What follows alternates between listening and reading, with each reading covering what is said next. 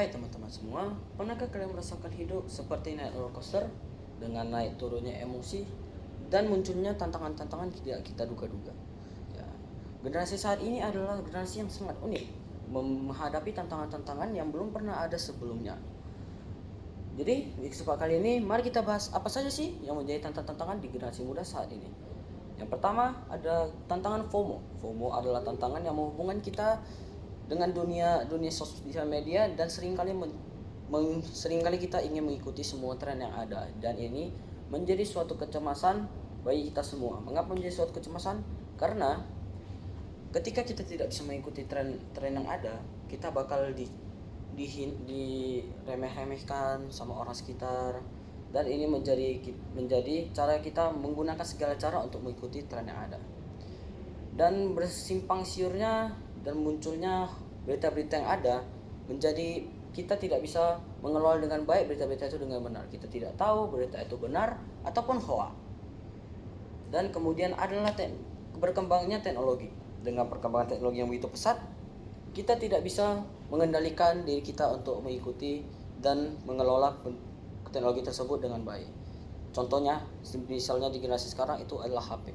HP di setiap tahunnya itu akan mengeluarkan di berbagai macam brand. Setiap tahunnya mereka akan mengeluarkan HP-HP yang lebih terkemuka lagi dari yang sebelumnya, yang memiliki fitur yang lebih canggih. Itu membuat kita menjadi tergiur menginginkan lebih lagi dari HP kita yang sebelumnya. Karena ini kita menjadi menuntut segala hal dari orang tua kita untuk bisa mendapatkan HP tersebut, ataupun kita menggunakan segala cara untuk mendapatkan HP tersebut. Ya, dengan begitu kita menjadi tidak bisa terkontrol untuk menggunakan HP kita. Dengan kita menggunakan berlebihan HP, itu bisa merusak pola hidup kita, dari pola tidur, pola makan, dan pola-pola hidup yang menjadi buat kita jatuh sakit dan drop.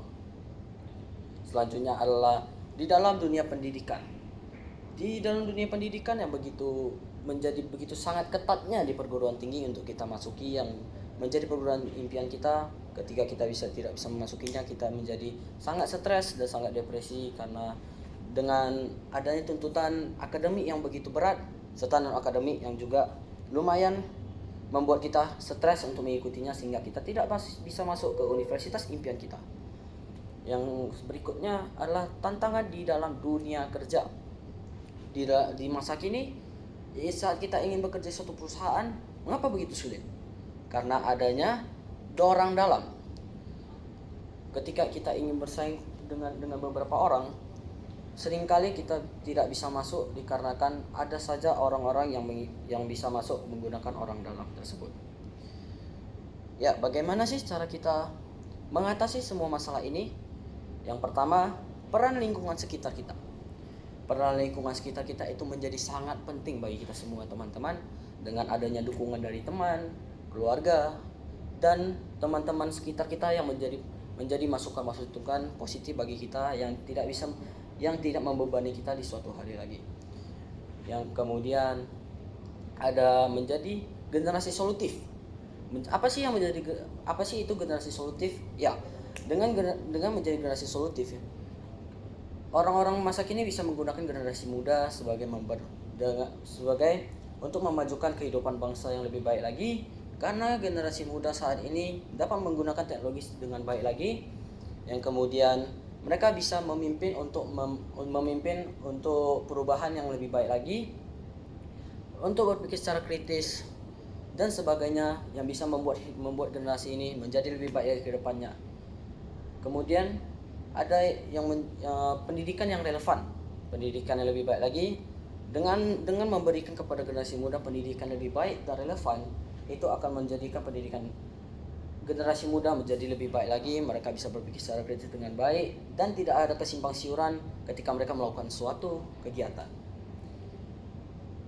Dan selanjutnya, menjadikan tantangan menjadi peluang.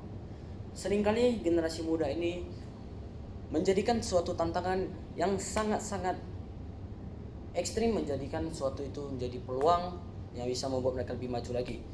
Ya, dengan begini, generasi muda dengan berani ingin membuat suatu peluang yang ingin lebih besar lagi, walaupun itu adalah tantangannya dan risikonya yang begitu besar. Dengan begitu, mereka bisa mendapatkan mental yang lebih tinggi lagi, dan mereka bisa belajar dari lebih-lebih lagi dari kegagalan yang mereka perbuat. Dengan begini, generasi muda dapat digunakan dan dapat dimanfaatkan sebagai senjata yang sangat kuat di masa kini, yang tidak mudah untuk kena mental maupun depresi. Ya, berikutnya adalah mengapa sih saya melakukan gini? Kenapa sih saya men-sharing tentang generasi muda di saat ini? Karena di saat ini banyak sekali generasi muda yang memiliki mental health yang sangat rendah, yang sedikit-sedikit depresi, sedikit-sedikit stres dikarenakan adalah masalah pendidikan, masalah dunia kerja, maupun masalah internal di rumah masing-masing.